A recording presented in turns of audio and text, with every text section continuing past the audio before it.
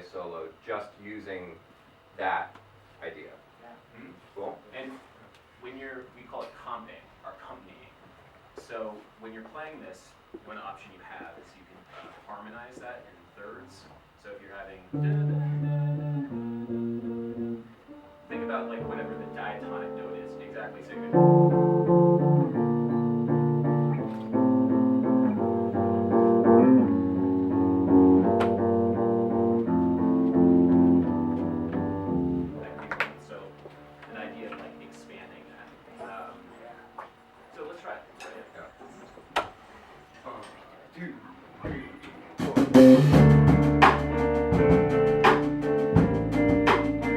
Wait and let it set up a little bit and give space. That phrase going. So like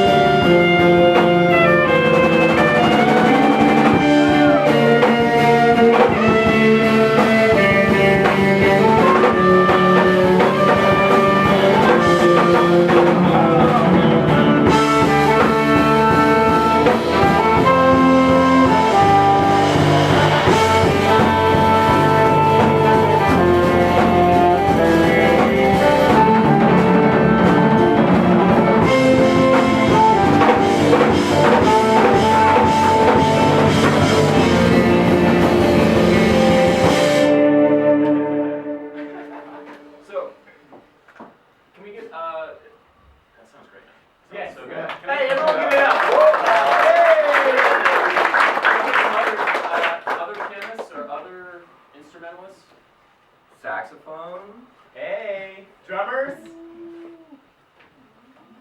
Come on up.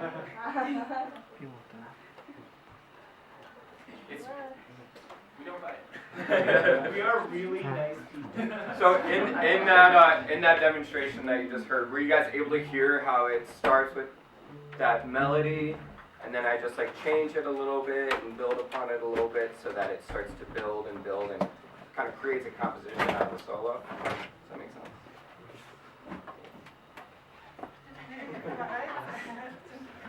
Does anybody have any questions? Yeah.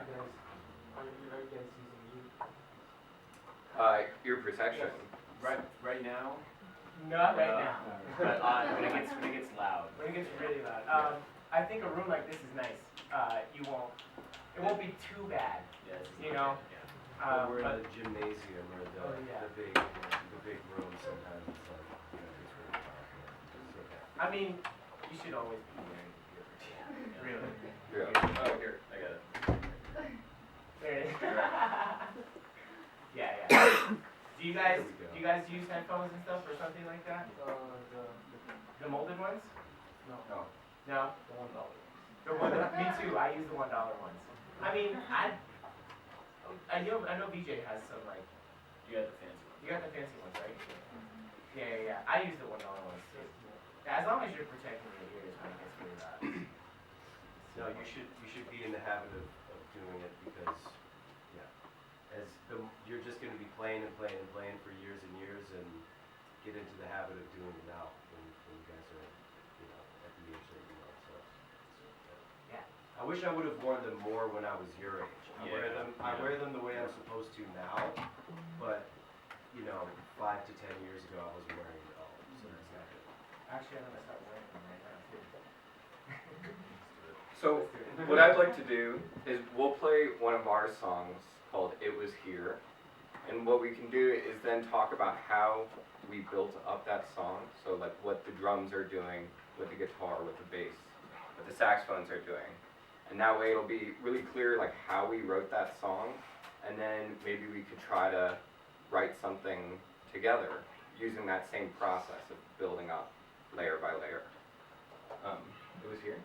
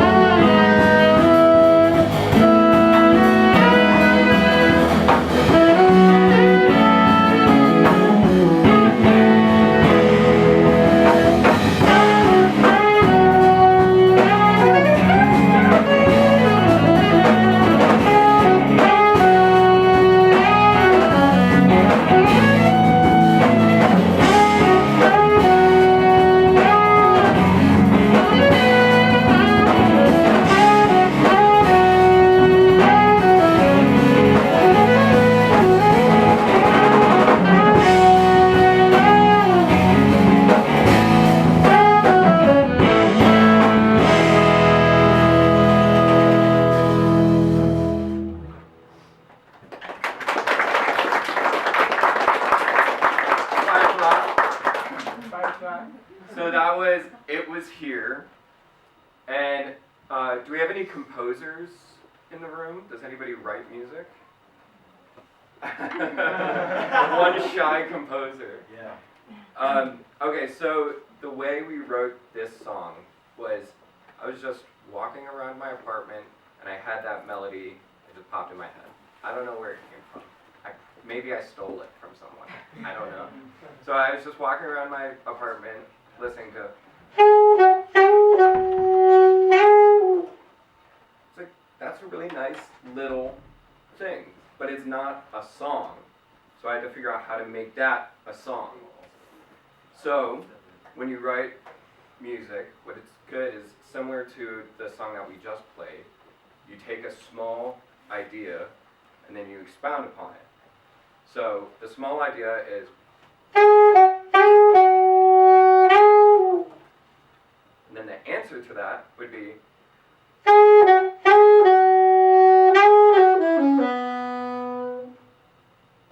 and now you're starting to get some development. And then I repeat it a couple times, and then I have like a final ending, which is,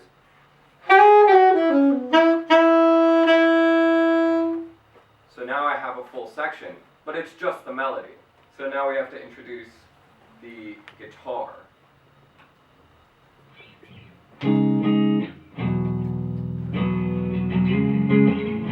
So he's playing the chords of the song. So when I had this melody in my head, I sat down at my piano and I was just trying out a bunch of different chords. We, in this band, the shape that VJ is using, he's using the root, the fifth, and the ninth of each chord. It's kind of like a power chord. Guitar players like playing the root and the fifth often. But the sound of this song, the sound of this band is very much based on this shape. Does anyone know the Hendrix chord? The Jimi Hendrix chord? It sounds like this. Yeah.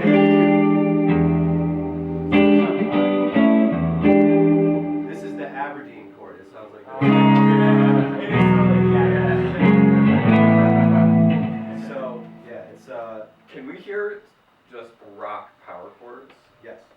So this would just, if I play the same chords with just the root and the fifth, and maybe I'll add the root an octave higher as well. We call these just power chords. Do you guys know why they're called power chords? They're powerful.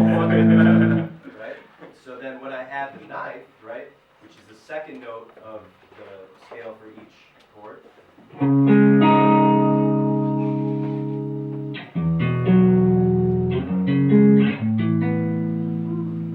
it just adds a different flavor, a different kind of emotion to the chords, but still gives you that like big sound, right? And actually, back in New York, most of the time we play gigs with 2 guitar players on stage, so it's even more, raucous. More power. More power, yeah. And what I really like, so when I'm writing songs on the piano, I use these chords a lot because it achieves 2 emotions for me. It has that rock power chord sound, so 1-5. Yeah. That's like the rock sound. But then adding another fifth up, so the 9th, it creates like a little bit of jazz to it. So 1-5-9. So it's rock, but to me it has like a feeling of like longing. So it's like, And one other point about this, which is important, is that these are all based off of chords in the key of E. Okay, so C sharp minor, E major, F sharp minor, A major. But if I played all those notes with all these horns and all this noise happening on stage, it might not have the same effect. Let's try it. Let's try it. Yeah, let's try it. Let's see what happens. Ready? Yeah. 1, 2, 1, 2.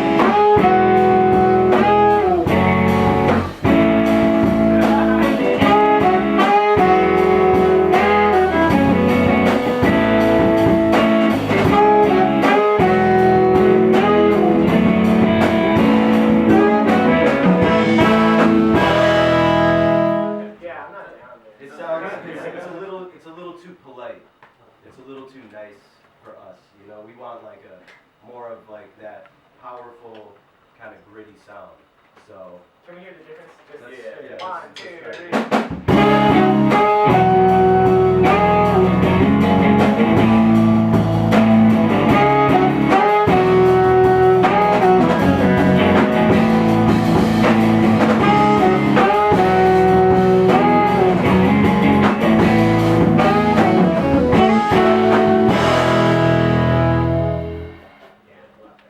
Yeah. So do you guys hear the difference?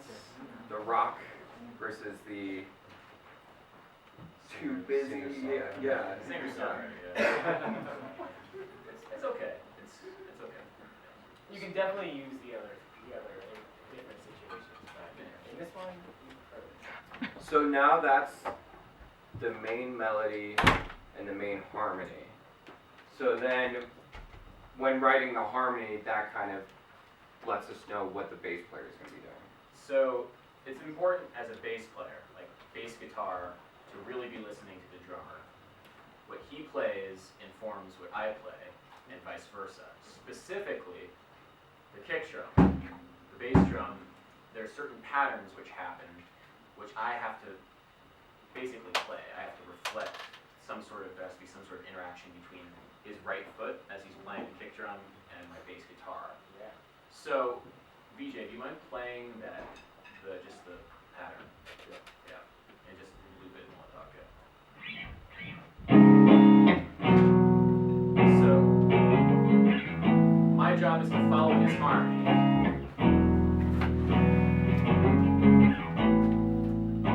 If I just play this, there's not a lot of rhythmic development, rhythmic interest. So, if I was to actually play along with this with C bass, it would sound, let's do this.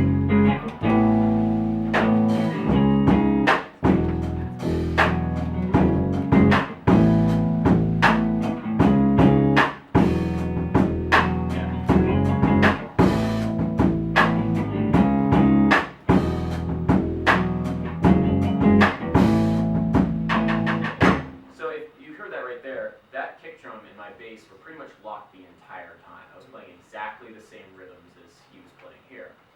If I was to play play that maybe, but I'll play like a, okay. I'll do something different. Okay. If I was to not lock in with this kick drum, if I was to play something else, it would sound like this. 3, 4.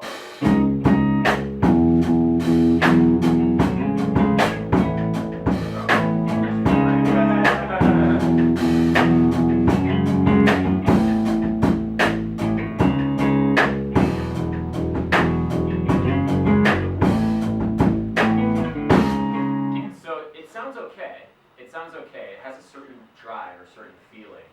But for me personally, that interaction between the kick drum and the bass guitar adds a very specific sort of rhythmic feeling that makes it feel locked. We want to make it feel locked. So you can tell, even though this melody is very simple, there's a lot of thought process that goes on how to make that melody feel as comfortable as it can be.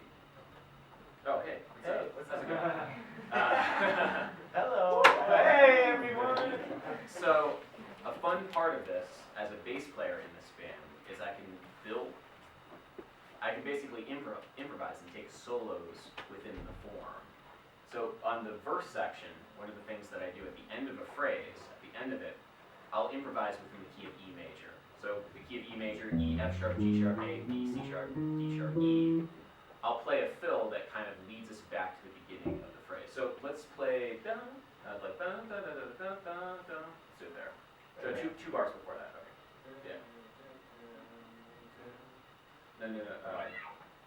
Oh yeah. There? Yeah. No, Yeah, we start there? Yeah. Okay. 1, 2. 1, 2.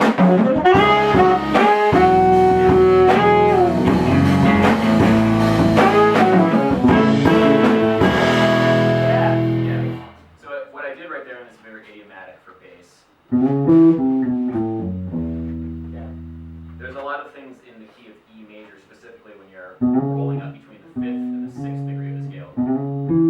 That's a big one right there. There's a lot of other idiomatic things that you can do on bass. A lot of what I do personally is I roll what we would call a hammer on. I only articulate the first note,